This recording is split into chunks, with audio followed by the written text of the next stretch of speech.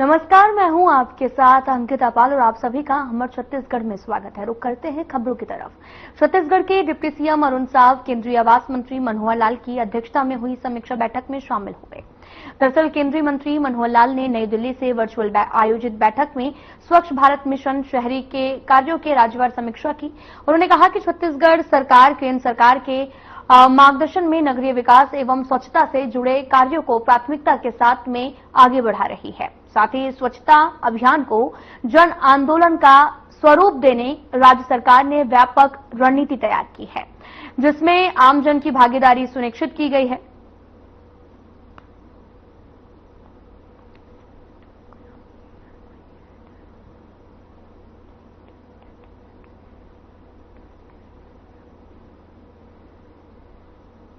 केंद्रीय आवासन एवं शहरी विकास मंत्री मनोहर लाल खट्टर जी ने देश भर के सभी नगरीय प्रशासन मंत्री और अधिकारियों की बैठक की।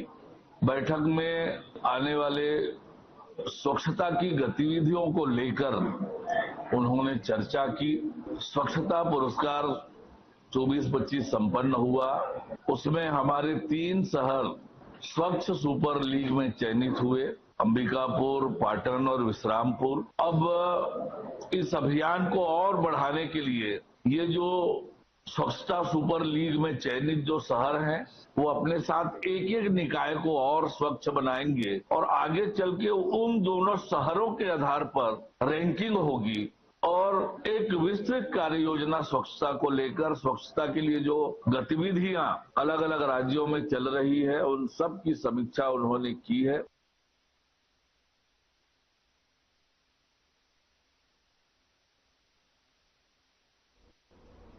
दुर्ग के मोहननगर थाना क्षेत्र के जागृति चौक में सोमवार देर शाम उस समय हड़कंप मच गया जब पार्षद अजीत वैद के साले आशीष के डाम पर एक युवक ने जानलेवा हमला कर दिया है।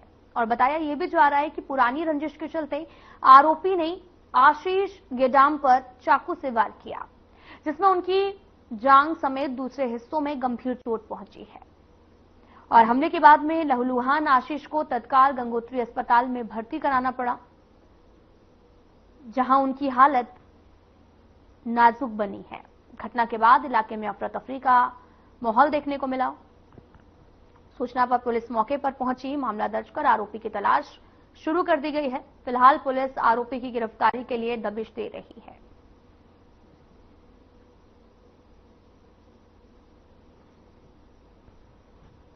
से मेरे साले को किसी ने चाकू मार दिया करके, आशीष गेडाम को।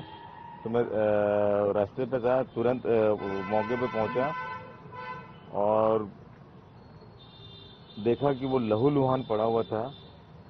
उसको हॉस्पिटल में लेकर के आया मैं, गंगोत्री हॉस्पिटल में। पुलिस वालों को फोन किया, पीआई साहब भी मौके पे पहुंचे और डॉक्टर साहब को भी फोन किया था, तो उन्होंने भी सारा चीज लाइन अप करके रखा था। उस बच्चे को इतनी खतरनाक जगह पे वार हुआ है, गुप्तांग में उसके वार कर दिए और डॉक्टरों ने उनको आईसीयू में रखा हुआ है।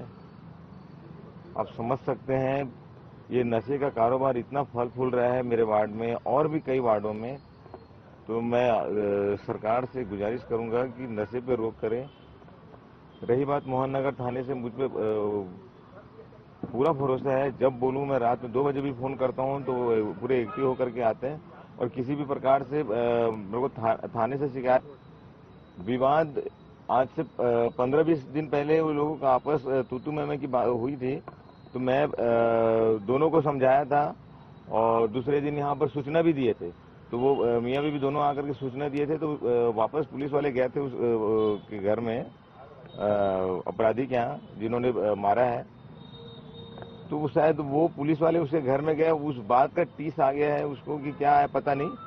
उस चीज को लेकर के वो लड़के ने आज इतना बड़ी घटना को अंजाम दे दिया और कहीं ना कहीं वो नशे का आदी दिख रहा है। नहीं तो इतनी बड़ी घटना कोई भी आदमी इतना हिम्मत नहीं हो सकता। तो बोलते हैं, एक्चुअल नाम शायद प्रांजल देवांगन है, उसके पिताजी की को मैं जानता हूँ, ढालू देवांगन। ये तो बच्चा खुद ही छोटा बच्चा था, हम लोग तो यही समझ रहे थे, लेकिन आज इतनी बड़ी घटना कर दिया। क्या लगता है शहर में कम नजर आ रही है, क्या करें? मोहन नगर थाने से तो ठीक है, बाकी का मुझे नहीं मालूम, लेकिन मोहन नगर थाने के लिए मैं आला सरकार से प्रार्थना करूंगा।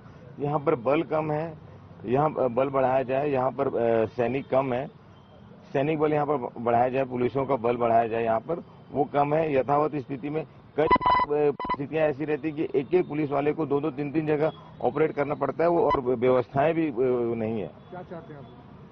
मैं चाहता हूं कि आला सरकार से नशे पे रोक करें और मेरे साले को न्याय दिलाने की भरसक कोशिश करें। आपका नाम बता।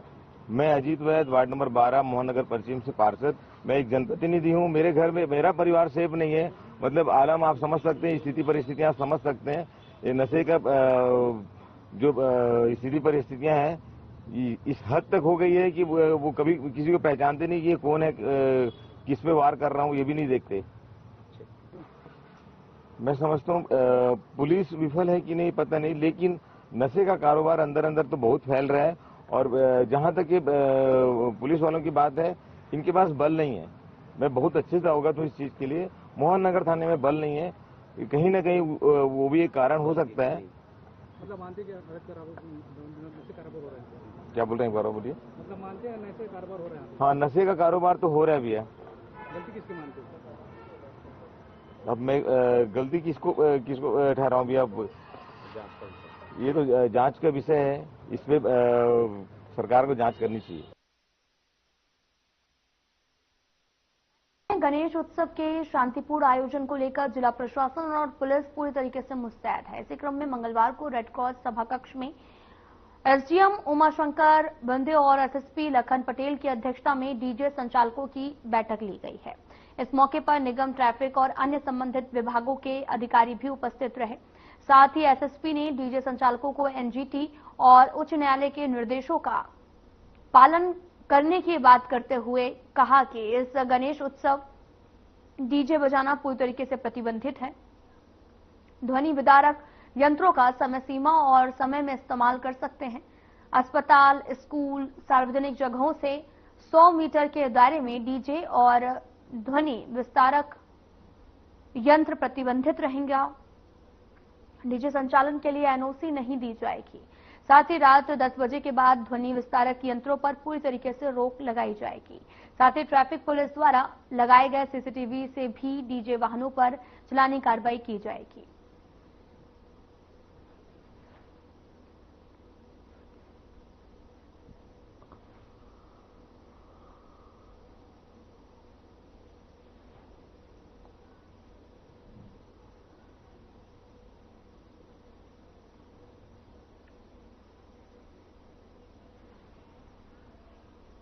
तो वहीं दुर्ग भिलाई में गणपति बप्पा के आगमन को लेकर तैयारियां जोर शोर से शुरू हो गई हैं।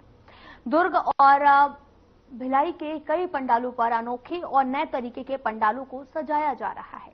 साथ ही आपको यह भी बताते चलें कि भिलाई के सेक्टर 2 स्थित गणेश पंडाल में इस बार पर्यावरण सुरक्षा को ध्यान में रखा गया है और लोगों को पर्यावरण और प्रकृति के प्रति जागृत करने के लिए इस बार पंडाल को सजाया गया है।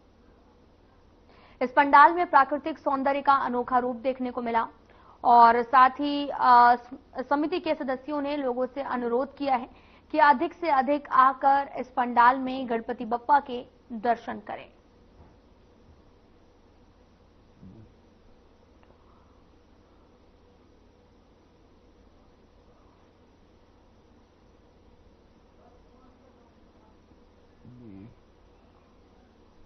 खबर राजनांदगांव से है, जहां ग्रामीणों ने ग्राम टूटीपार क्षेत्र के रोड समस्या को लेकर पीडब्ल्यूडी ऑफिस का घेराव किया है। ग्रामीणों का कहना है कि टूटीपार से करेवा 3 किलोमीटर और टूटीपार से ठेलकडी 5 किलोमीटर रोड एकदम खराब है। टूटीपार ग्रामीण 10 सालों से रोड के सुधार की मांग कर रहे हैं। खराब रोड को लेकर लगातार दुर्घटनाएं भी हो रही हैं, जिससे लेकर ग्रामीणों ने मांग की है कि जल्द से जल्द रोड को ठीक किया जाए।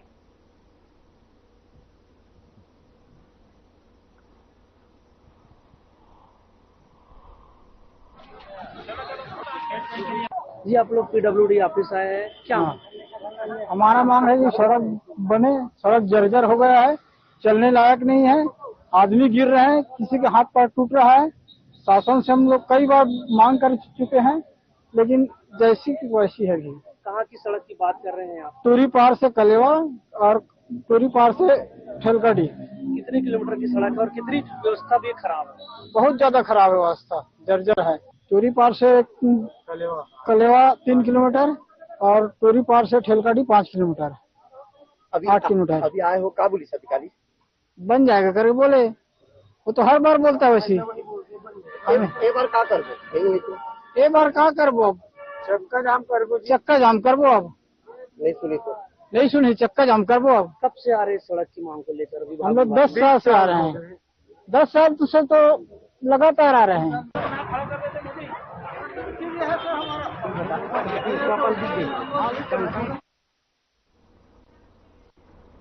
बीजेपी के मुख्य प्रवक्ता और सांसद संतोष पांडे ने एक बयान जारी करते हुए कहा, बघेल ने अपनी पूरी सरकार को कोयला, शराब, पीएक्सी, डीएमएफ, महादेव सट्टा ऐप जैसे समेत अनेक घोटाले में झोंक दिया है। उनमें अनेक नेता, अधिकारी, दलाल जेल में बंद हैं। बघेल उनकी सरकार ने कभी बस्तर के आदिवासियों की फिक्र तक नहीं की और आज रेड्डी की उम्मीदवार बनने वाली कांग्रेस के पूर्व मुख्यमंत्री बघेल भाषा की मर्यादा तक भुला बैठे हैं।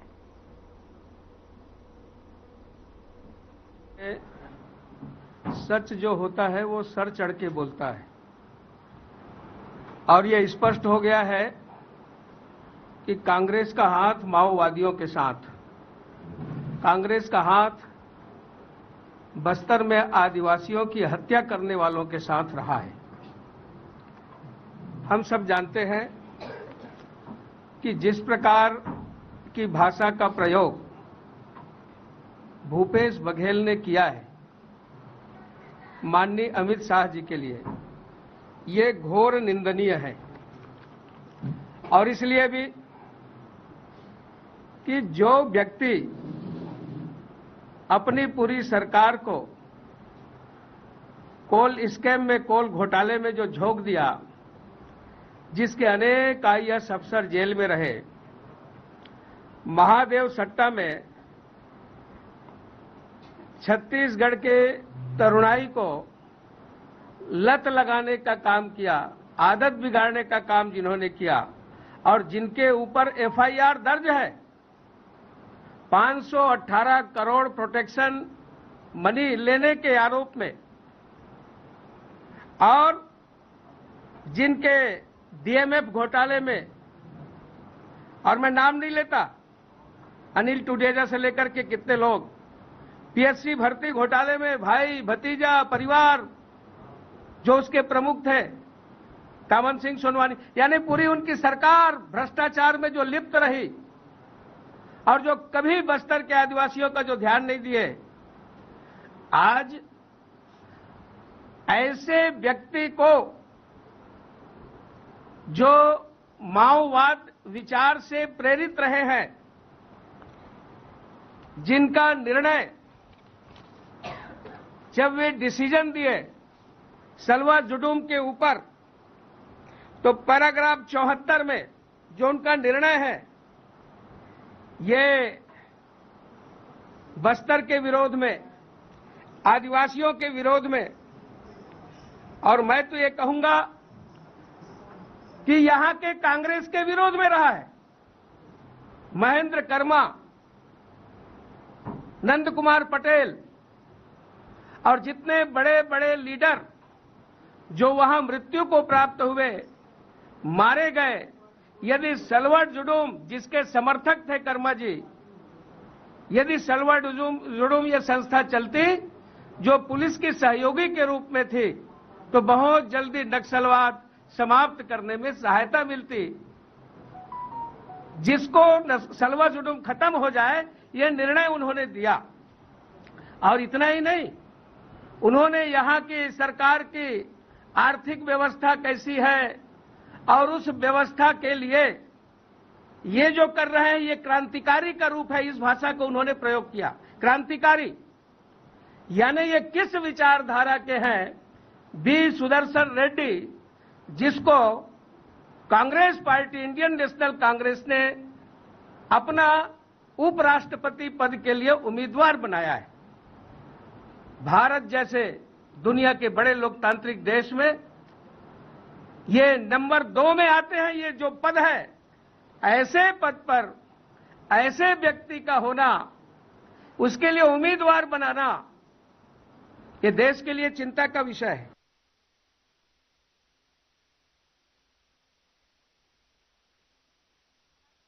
छोटे से ब्रेक के लिए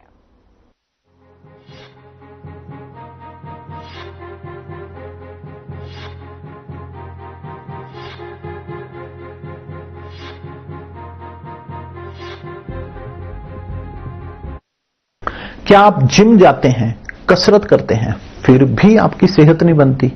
काजू बादाम किशमिश मेवे प्रोटीन के डिब्बे खाते हैं, फिर भी कुछ असर नहीं होता? तो इसका मतलब है आपका पाचन तंत्र खराब है। और जब तक के पाचन तंत्र दुरुस्त नहीं होगा, आप जितना मर्जी अच्छे से अच्छा खा लो, आपकी सेहत नहीं बन सकती। इसलिए हमारी संस्था सन्यासी आयुर्वेदा ने एक ऐसी दवा का निर्माण किया है जो कि आपके लिवर, आपके पाचन तंत्र को दुरुस्त करने का काम करती है, ताकि आप जो भी खाएं उसका पूरे का पूरा निचोड़ आपके शरीर को लगे, आपकी भूख बढ़े, खाया पिया सही से लगे, नया खून बने, हड्डियों में जान आए, वजन बढ़े और आप मोटे तगड़े खूबसूरत पर्सनैलिटी के मालिक बन जाएं। सिर्फ 699 रुपए की पूरे 1 महीने की दवा होती है और आप इसे घर बैठे 011-45454545 पर फोन करके दवा मंगवा सकते हैं। LIC लाया है unit linked insurance plan index plus. जीवन बीमा पाइए और निफ्टी स्टॉक्स के साथ अपने मार्केट रिटर्न्स को तेजी से बढ़ाइए। इस अट्रैक्टिव कॉम्बिनेशन के साथ अपना कल सुरक्षित कीजिए। सिर्फ 2500 रुपए मंथली प्रीमियम से शुरुआत कीजिए। आज ही LICindia.in पर जाएं। ये कहानी है उस छत्तीसगढ़ की जिसने पहचान से सम्मान तक की 25 वर्षों की यात्रा पूरी की।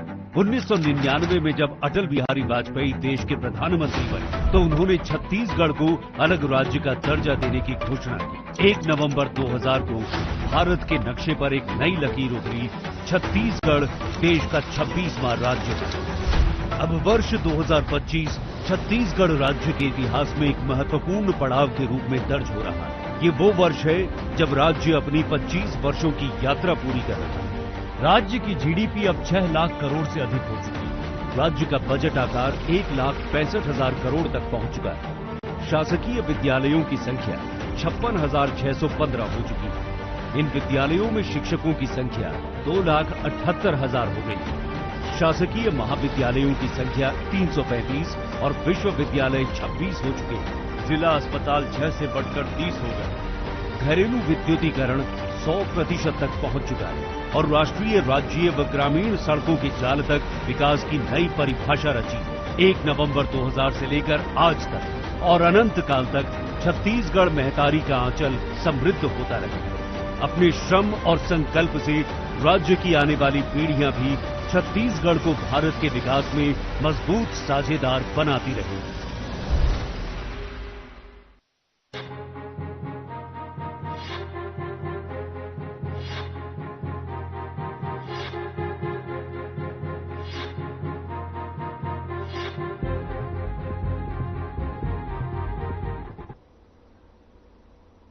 ब्रेक के बाद स्वागत है आप सभी का। रुक करते हैं खबरों की तरफ। जिला प्रशासन की तरफ से फ्लावर के नीचे बैडमिंटन कोर्ट का निर्माण किया जा रहा है। तो इससे पहले ब्रिज के नीचे व्यवसायिक दुकानदार अपना रोजगार चला रहे थे और अपने परिवार का पेट भर रहे थे, लेकिन फ्लावर के नीचे जितने भी व्यवसायिक दुकानदार थे, निगम ने उन सबको अतिक्रमण के नाम पर हटा दिया है।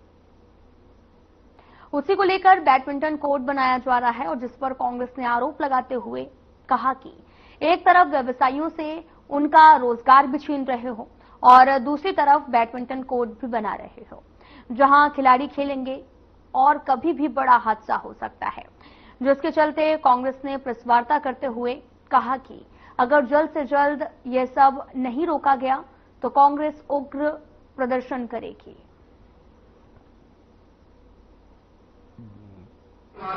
करने लगे संवेदनशील मामला कि फ्लाईओवर के नीचे में जिस प्रकार से वहां पर रहने वाले छोटे व्यवसायियों, खोमचे वाले, ठेले वाले, चाट वालों गाड़ी मोटरसाइकिल रिपेयरिंग करने वाले और वाहन पार्किंग करने वाले सभी को प्रशासन द्वारा हटाया गया और व्यवस्थापन दे की बात कही, लेकिन जैसे ही इन्होंने अपने दम से हटाया है और उसके बाद वहां पर बैडमिंटन कोर्ट और अन्य निर्माण खेल के जो है वहां पर ये शुरू करने की बात कही है। ये आश्चर्यजनक विषय है कि छोटे फुटकर व्यवसायियों के रोजगार को खत्म करना, उनको हटाना, उनको बेन आने वाले त्योहार के समय 1.5 माह हो रहे हैं, आज उनकी रोजी रोटी को खत्म कर देना और खुद वहां पर अतिक्रमण करना। ये राष्ट्रीय राजमार्ग में नियम है कि आप किसी प्रकार का निर्माण नहीं कर सकते जब तक आप उन परमिशन ना मिले होती। तो ना तो आपने राष्ट्रीय राजमार्ग से परमिशन ली, न ही आपने भूमि अधिग्रहण की और न ही आपने इसका किसी को जानकारी दी कि यहाँ पर कोई निर्माण होना है। और यहाँ पर जिस प्रकार से स्टेडियम है, स्टेडियम में आप देखें कि वहां पर स्टेट बैंक को लाया गया है। ठीक है, स्टेट बैंक जो है शहर के बीचों बीच में थी, वहां पर यातायात का दबाव ज्यादा था, किंतु जो स्टेडियम बनाया जाता है वो खिलाड़ियों के लिए बनाया जाता है। तो वहां पर व्यवस्था आपके पास कभी खिलाड़ियों के लिए जगह नहीं है बोल के आप यहाँ फ्लाईओवर के नीचे बना रहे हो, तो ये कौन सी बात हुई कि खिलाड़ियों को खेल का मैदान में खेलना चाहिए, स्टेडियम में खेलना चाहिए, तो वो फ्लाईओवर के नीचे आप वहां पर भेज रहे हो और वहां पर व्यवसायीकरण के नाम से बैंक को ला के आप पैसा कमा रहे हो। तो आप खिलाड़ियों में की प्रतिभाएं जो पैदा करना है उसको छोड़ के आपने दिग्विजय स्टेडियम में व्यवसायीकरण का काम शुरू कर दिया है, जो कि गलत है। अभी आगामी गणेश चतुर्थी पर्व और विसर्जन झांकी को लेकर जिले में प्रशासन स्तर पर तैयारियां तेज हो चुकी हैं, जिसके चलते जिले के डोंगरगढ़ शहर में भी स्थानीय प्रशासन ने रेस्ट हाउस में गणेश समितियों की बैठक आहूत की है, जहां आगामी गणेश पर्व और विसर्जन झांकी को शांतिपूर्ण ढंग से संपन्न कराने पर चर्चा की गई। साथ ही विसर्जन झांकी के दौरान झांकियों में टोकन सिस्टम लागू करते हुए सुझाव रखा गया है।